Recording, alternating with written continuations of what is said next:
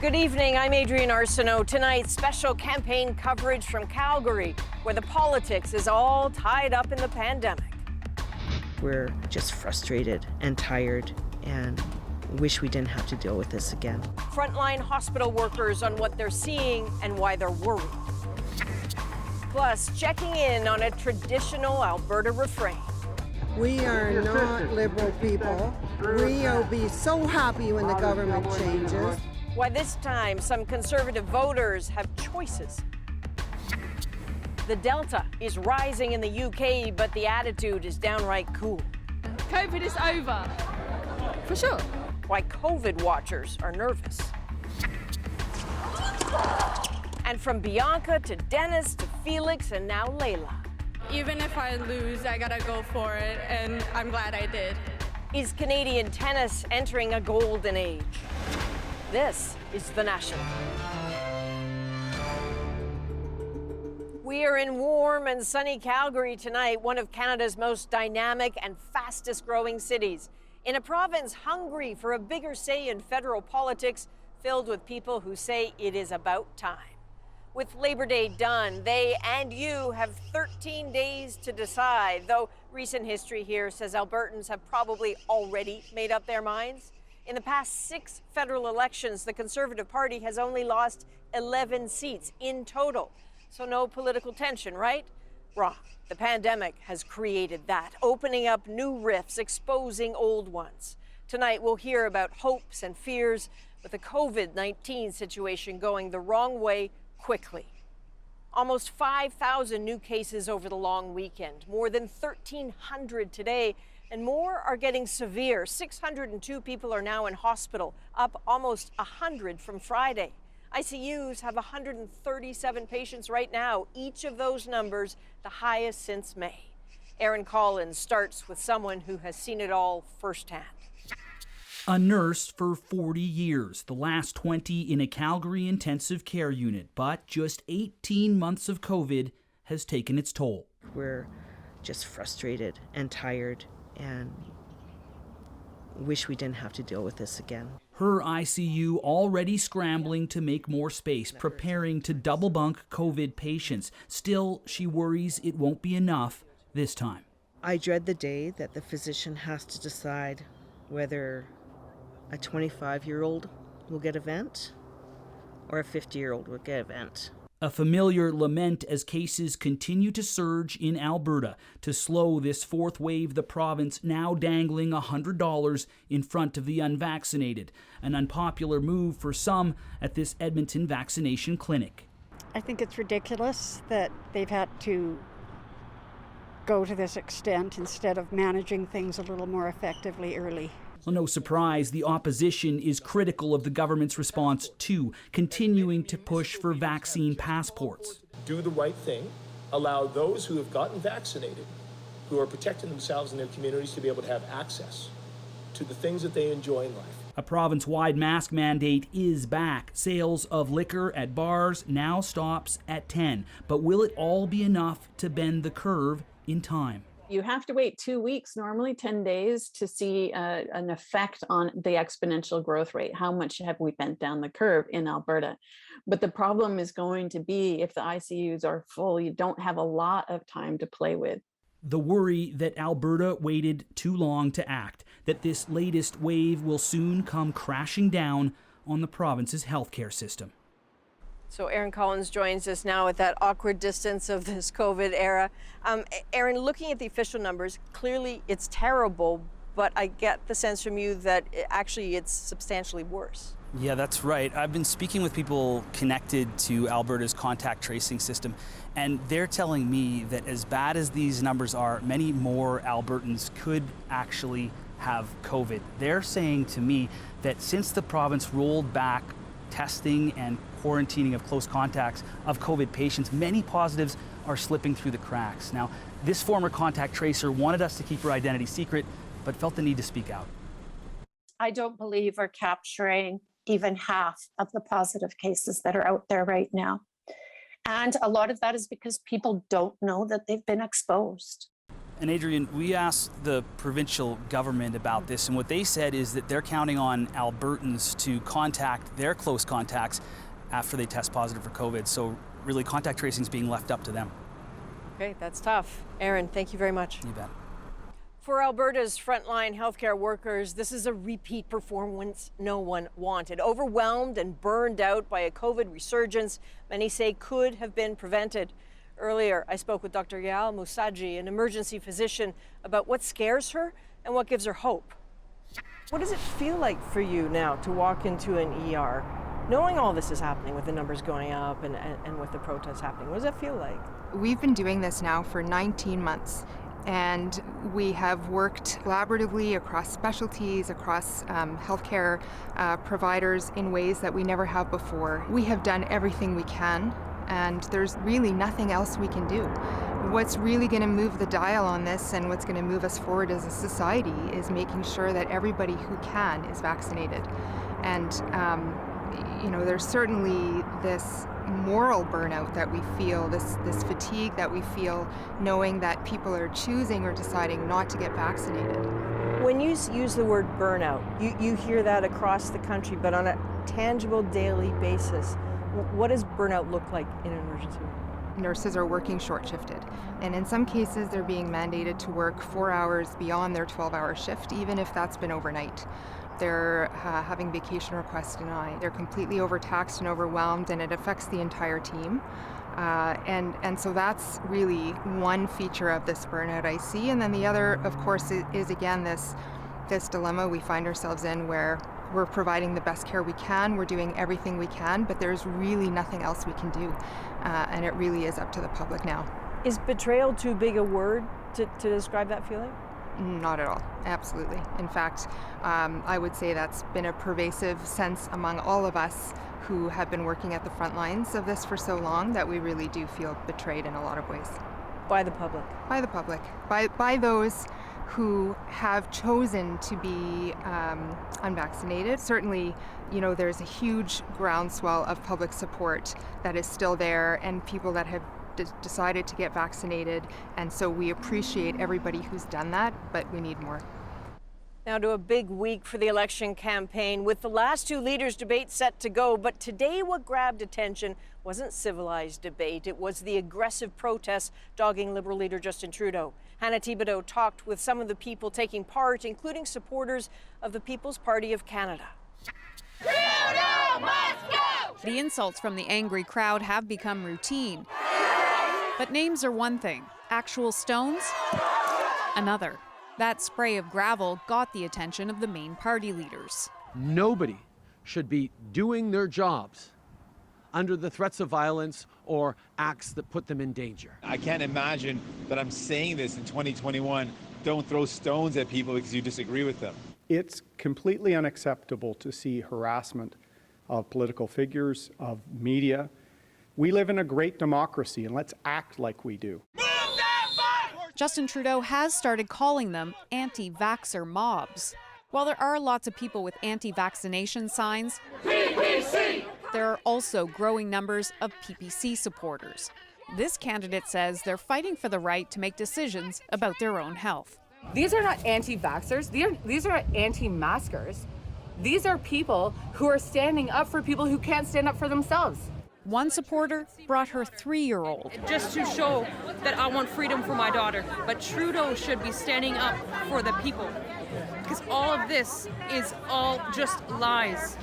There might be a virus going on, but we can't shut down the whole world. The Liberal leader hasn't been the only target. In Calgary, a Liberal candidate says she and her volunteers have also been harassed. They were confronted at the doors. They were spit on. They were slapped with our literature. She says it's a case of the hate that's grown on social media coming to life. Unfortunately, in this situation, it has manifested itself in a physical way, which is completely inappropriate on a campaign. London police are investigating the rock-throwing incident, and Trudeau says authorities are prepared to do whatever it takes to keep people safe if things get worse. Hannah Thibodeau, CBC News, Ottawa. The People's Party leader, Maxime Bernier, wasn't invited to any debate, yet his party now polls ahead of the Greens, according to the CBC poll tracker. Karen Pauls looks at whether that is enough to shake up election results. Maxime Bernier says his main message is a fight for freedom. There's a lot of people that are doing that fight with us, including his supporters who protest at Justin Trudeau's rallies. I want to show you this picture from last night, the Trudeau rally. Have you asked them, discourage them from doing that and denounce that? No, I don't control these people, but they're doing that peacefully. He said that Monday morning, but after gravel was thrown at Trudeau, Bernier tweeted, "Some idiot threw pebbles at Mr. Trudeau yesterday. I condemn it. Words are our weapons, but physical violence is always wrong." Bernier notes when he was egged last week in Saskatoon, none of the other leaders came to his defense. If the people of Canada choose change, they can get change. Bernier has become the political champion for some opponents of vaccination passports and mask mandates. He himself was charged for defying Manitoba public health orders in June when he failed to do a 2-week quarantine. What if you're arrested again today? I'm taking a chance and we'll see. But if I have to go back to jail to defend our freedoms and the freedom of our Canadians, I'll do that. In parts of Manitoba with the lowest vaccine uptake, that is very popular.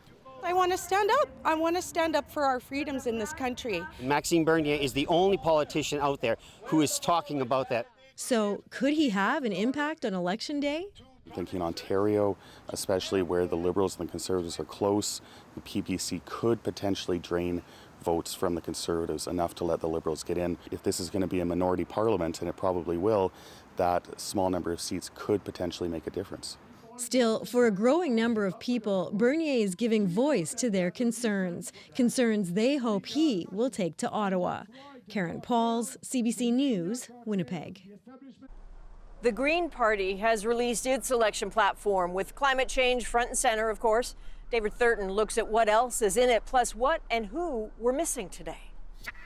The platform was released with little fanfare. When it comes to phasing out fossil fuels, no surprise, they laid the groundwork on week 1. We are the only party in Canada that has said clearly no new pipeline projects, no oil and gas exploration, no fracking.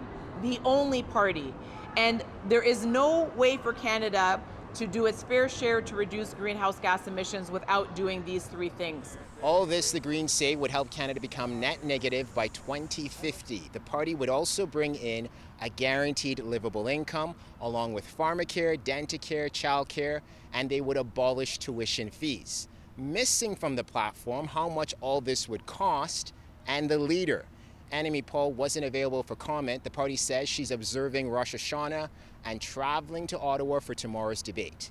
David Thurton, CBC News, Ottawa. Following criticism from the Liberal Party, Conservative leader Herron O'Toole says he would appoint a fully vaccinated health minister if elected. A health minister who's fully vaccinated. Will you commit to that today?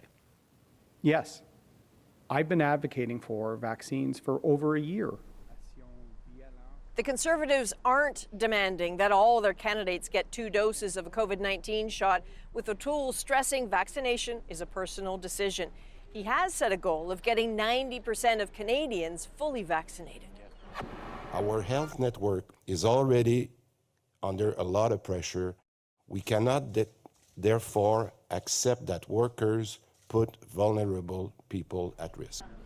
Quebec has moved to mandate COVID-19 vaccinations for all healthcare workers in the province. So those who are not immunized by October 15th will be suspended without pay. People visiting patients will also have to show proof of vaccination to get in. 77% of eligible Canadians are now fully vaccinated. But with COVID cases on the rise and the Delta variant on the loose, Vicadopia tells us about a new type of variant-specific booster shot that is in the works.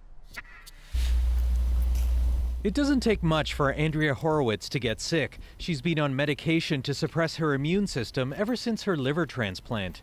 I never went anywhere without washing my hands or, I used my feet to open doors. So when she was offered a 3rd COVID-19 shot, they said I could come, I ran.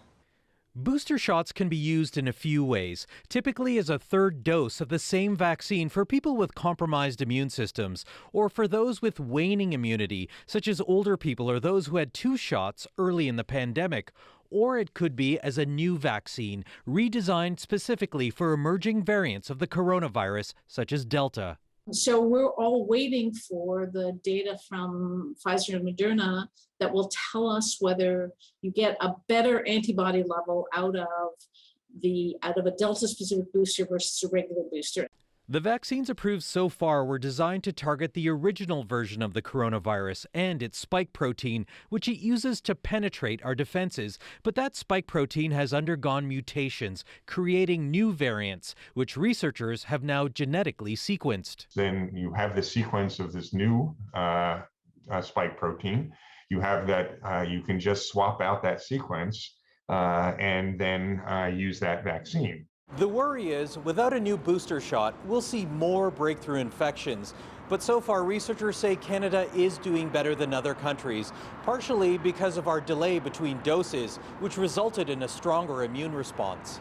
We do potentially have the luxury of time to wait and see what the data from elsewhere is telling us. Now, that said, though, we need to continue monitoring breakthrough cases with Delta. For some Canadians, no amount of protection is too much. Vic Adopia, CBC News, Toronto. Before vaccination was even an option, you'll remember the nightmare in several long-term care homes. As Alison Northcott shows us, public hearings have begun into one private facility in Quebec where 47 people died. I don't think they were properly prepared. In March of 2020, Peter Whelan's parents, Ken and Connie, lived at the Herron long-term care home. When his father's health worsened, he moved out and died shortly after. But his mother stayed as COVID-19 spread through the facility and conditions deteriorated badly. She was still sitting in her soiled diapers. Her catheter bag was filling. At one point in the afternoon, it burst and it was all over the floor. In early April, she was taken to hospital and tested positive. We want to know what was going on behind closed doors from the people who were working there. All of us, our evidence about what was going on came through our family members who were restricted to the rooms. Coroner Jeanne Kamel said she aims to shed light on the circumstances at Herron that led to 47 deaths.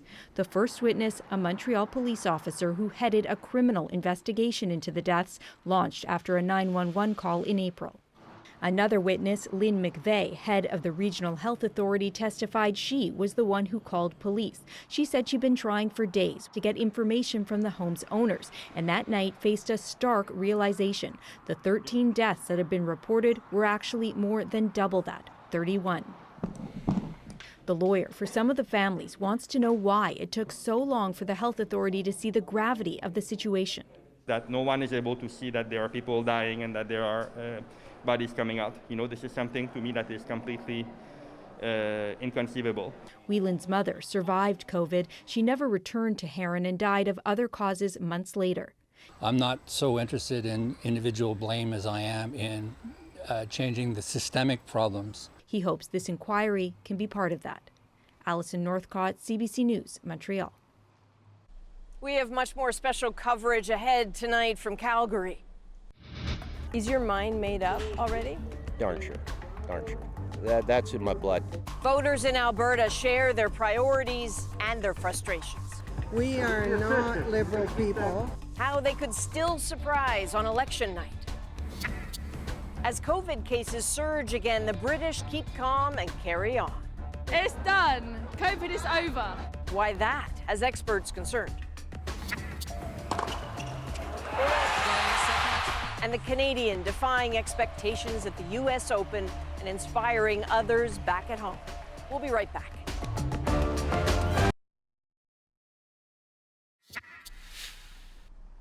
Welcome back. The National is coming to you from Calgary tonight. We're on the road this week to hear your priorities ahead of election night. We'll have more special coverage in a moment, but first, some of the other stories we're watching this evening.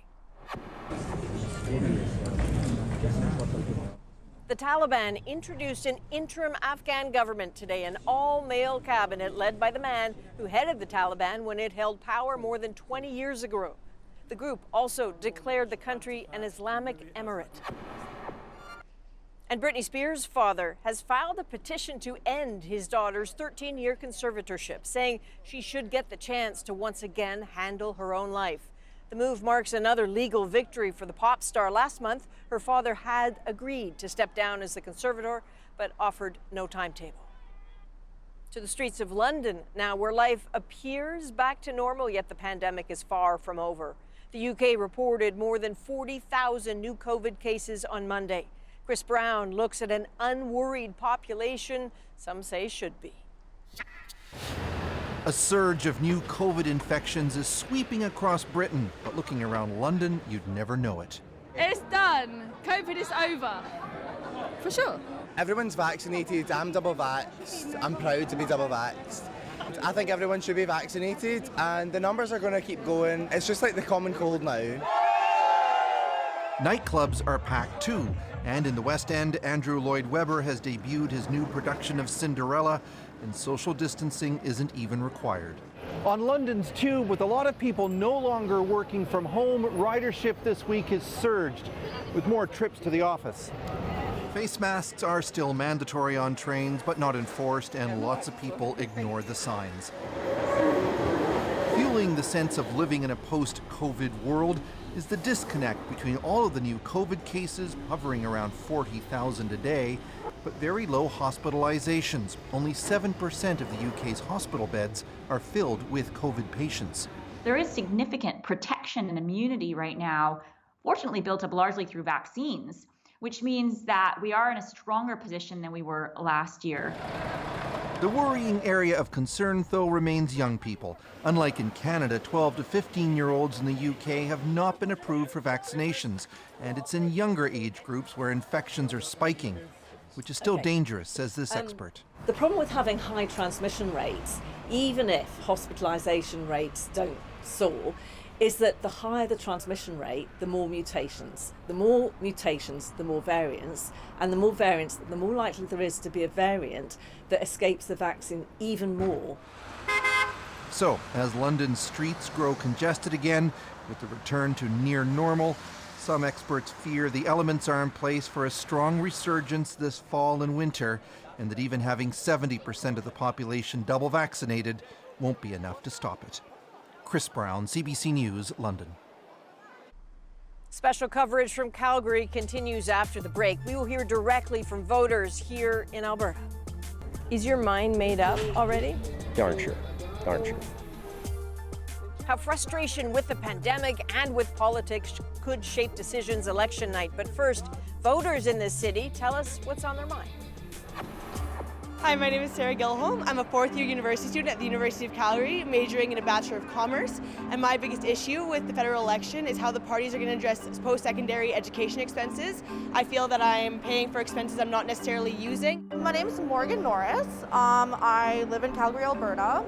My biggest issue for the federal government would be mental illness, for sure. It's been very difficult for a lot of people, including myself, to go through that pandemic with anxiety and depression, and I have a feeling that as a government and as a society as a whole, we should just be there for each other. My name is Emily Goebel. My parents own a small business in central Alberta, as well as the company I work for is a small business, and the biggest issue for me is what the federal government will be doing for small businesses, whether that's in tax breaks or subsidies as we're coming out of the pandemic.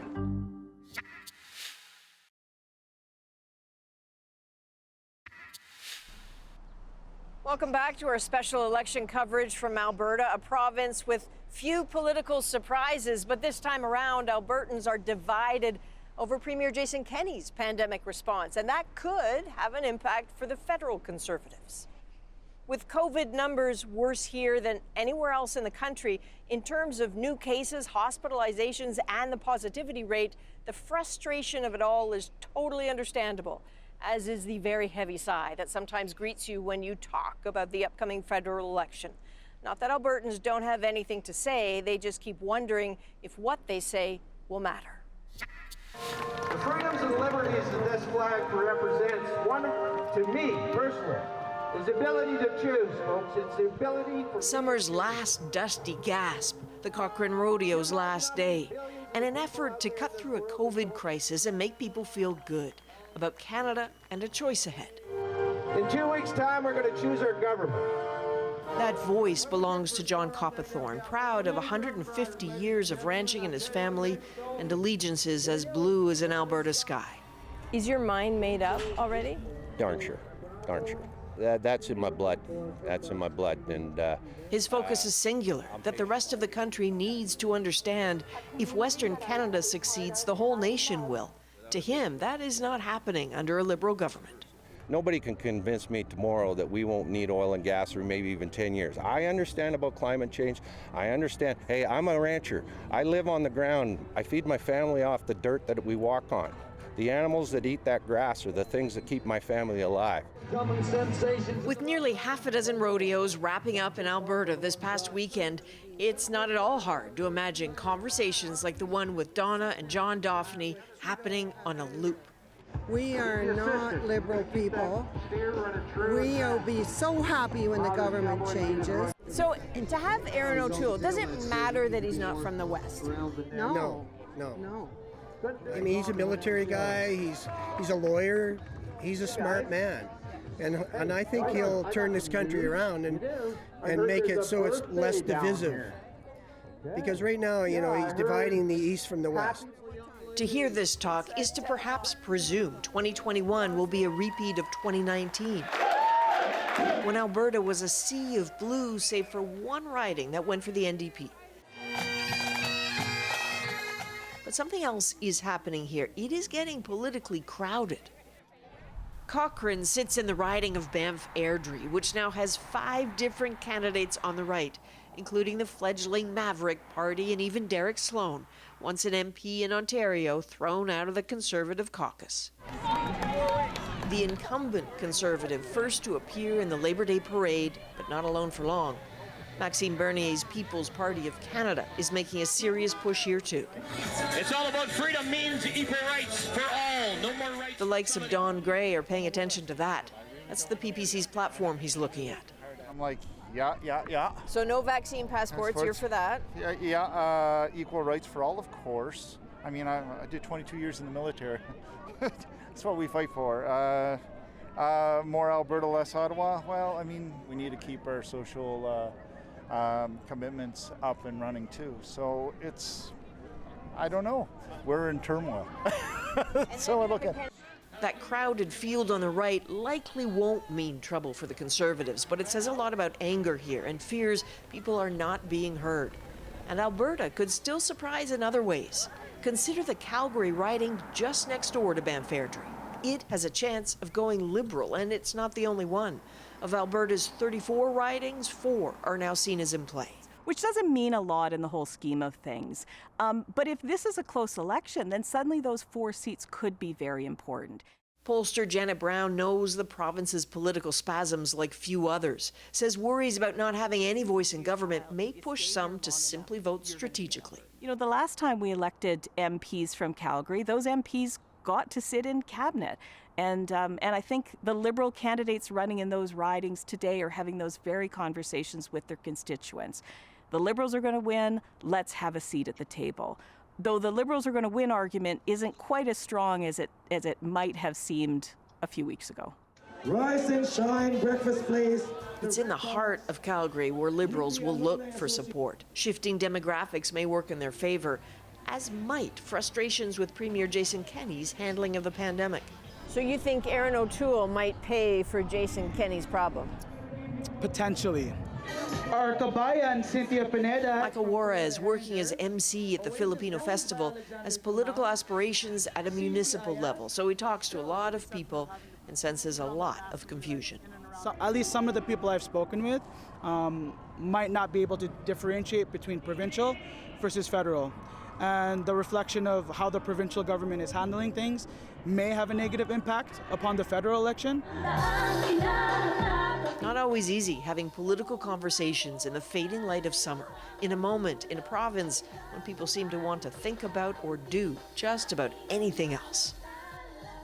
The frustrations go so far beyond being asked to vote in a rushed election many here see as a waste of time and money. You heard it a bit there. Albertans continuing to worry that results will be over long before the votes are counted out here, and that no matter what they decide, it's voters in Ontario and Quebec who will ultimately determine which party will form the next federal government. Though the tighter this race gets, the more their influence here will matter. You can see a lot of those concerns in the community of Edson. Battered by drought, the pandemic, and years of trouble in the energy sector, people have a lot on their minds. Paige Parsons has the story. A railroad town founded a century ago, Edson, Alberta's fortunes have always been tied up in natural resources. First coal, now oil and gas. Politically, it's no exception to the rest of Alberta. Typically in the Yellowhead riding, it's very, very conservative with huge majorities for the Conservative candidate in our riding. The election signs are easy to spot. After a tough couple of years, things are looking up for Edson. Out-of-town workers filling up hotels and restaurants, with 3 major energy projects underway, including the Trans Mountain Pipeline.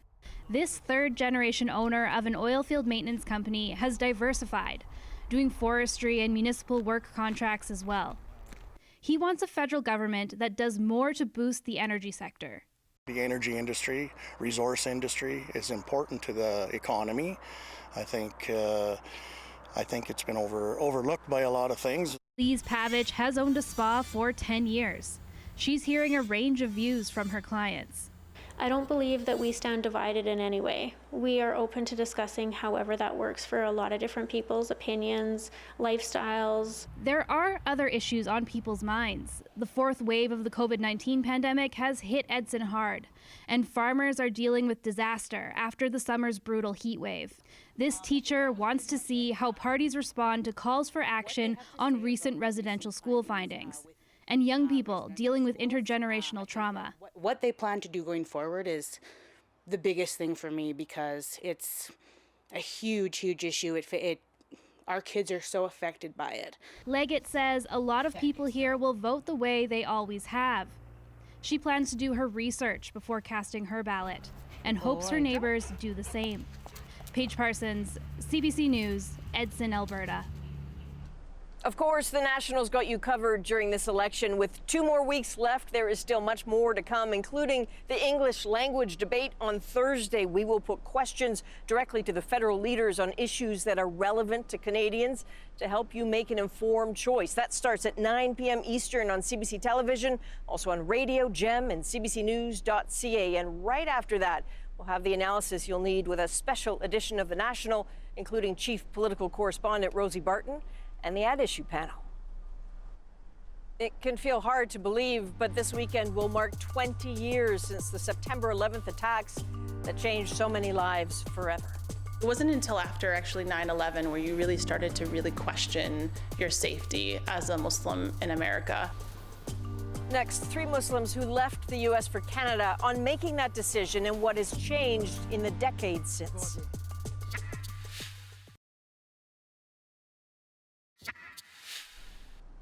This is what the site of the World Trade Center looks like now, nearly 20 years after terror attacks killed more than 2,700 people and changed the world forever.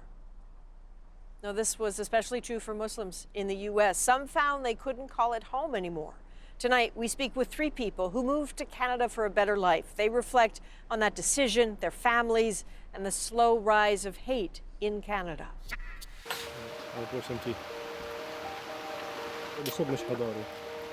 So I'm a Palestinian Canadian. I grew up in the city of Jerusalem. I'm the eldest of 3 boys. After high school, I moved to the US in the pursuit of higher education. I spent most of my time in Michigan, where I did my PhD at the University of Michigan.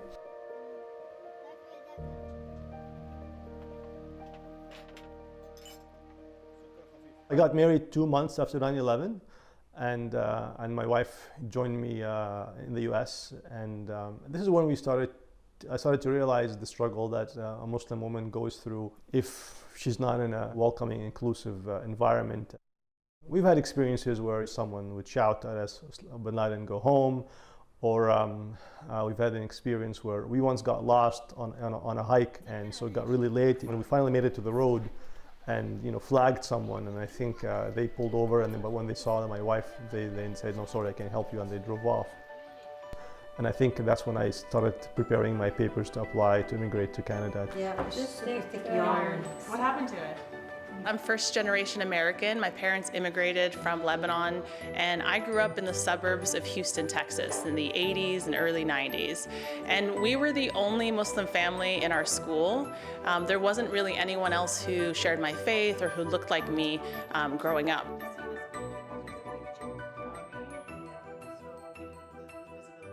It wasn't until after actually 9/11 where you really started to really question your safety as a Muslim in America.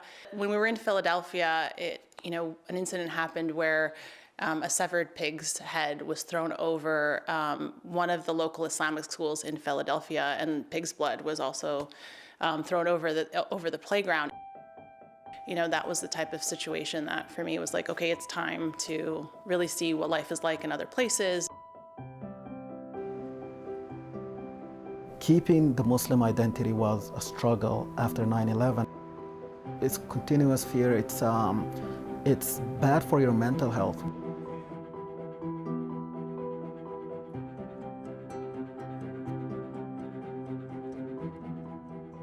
That morning of 9/11, we saw the news, we went to school, everyone was okay. Lunchtime comes and friends were saying, "Oh, did you hear what happened?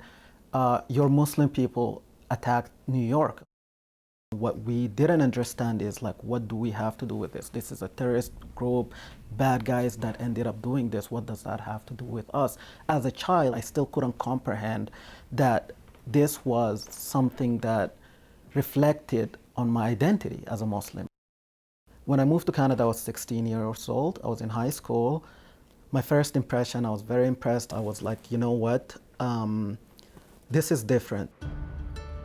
It's almost like you had a honeymoon phase where you moved from the US with this extreme fear, and you came to Canada and everything was beautiful. I went to high school with just one incident. It was almost like I had this phase where we didn't have any issues, but these hate speeches continued to increase, and we're starting to see extreme behavior now. Like every other Muslim in Canada, I am paying attention to the rise of Muslim hate and Islamophobia that's happening around the country. And it almost feels like a very similar wave of instances and situations happening in Canada as well. As Muslims in Canada, I really hope that my kids can live as proud Muslims, and find acceptance and not feel like they have to constantly challenge a negative stereotype or narrative about Islam or about their faith. 9/11 made me more cautious. I had to walk sometimes looking behind my back. It's fear, right? This 9/11 incident and the hate that it brought continues to put us in fear every day. Wow. My hope is when my children grow up, they don't have to experience Islamophobia in a personal level or in a community level. We want it to be an issue that is resolved, and no one has to ever face being afraid because of the religion they believe in.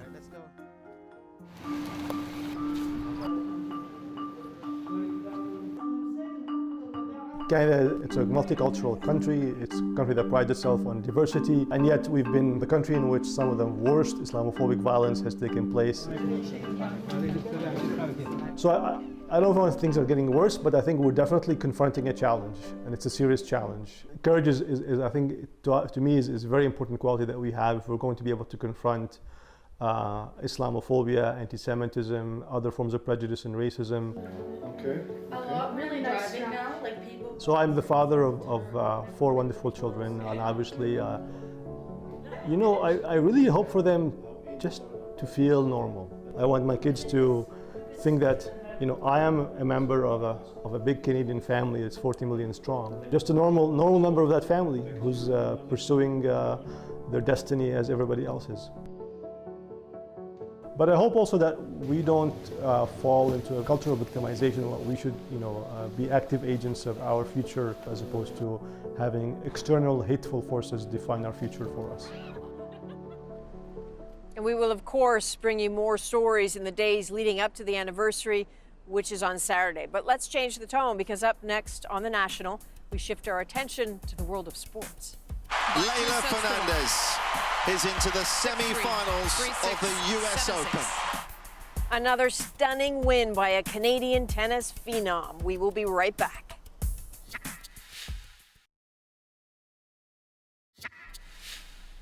Welcome back. Canada's historic run at the US Open continued today with another epic win from Leylah Fernandez. She is helping to make this a summer to remember for Canadian tennis.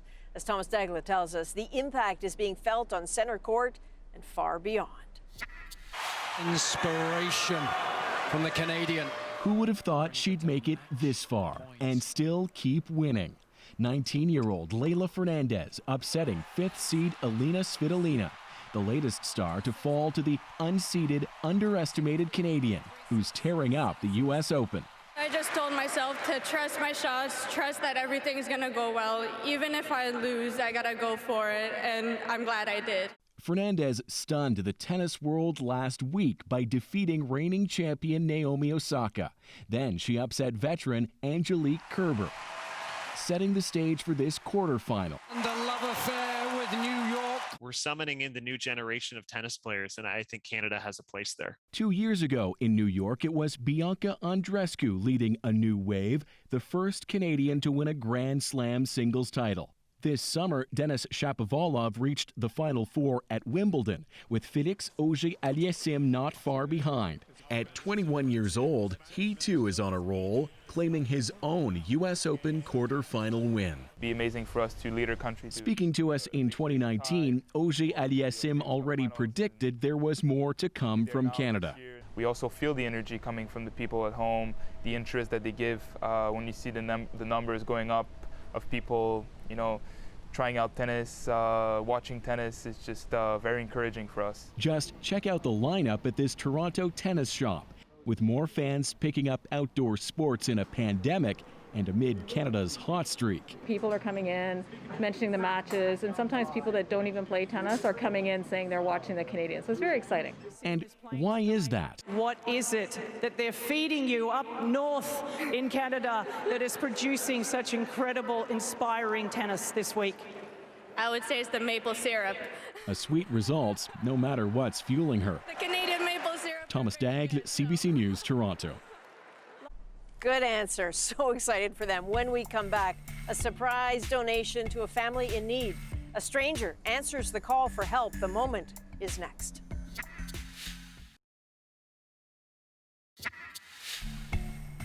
Every week, it is crucially important that Edward Fallow can drive more than an hour to St. John's. His 2-year-old daughter, Lexi, needs chemotherapy every week. But one day on the road, his car broke down. So Edward reached out for help and ended up with a bigger gift than he could have ever imagined. Our moment starts with the donor. It was a very touching story, and I feel that after talking to some mutual friends of mine and Eddie's that I just learned were mutual friends that day, upon speaking with my father, we decided that we were actually going to donate the vehicle to the family. Turned my head when it broke down. So many things was running through my mind when it happened. And then when I got in contact with Courtney, and Courtney put a post up, and then this gentleman donated the car, it was just mind-blowing. It was amazing. The important part is that Lexi gets her treatments. She gets there safely and back. I mean, they had a close call on the side of the road, and the last time they used her vehicle. That won't happen again, not in the near future. So there are good people everywhere, thankfully. Lexi, to you, I know you're only 2, but we're sending you lots of love. This just started with a friend writing a post about a buddy needing a hand, and look what happened. From Calgary, that is The National for September the 7th. Good night.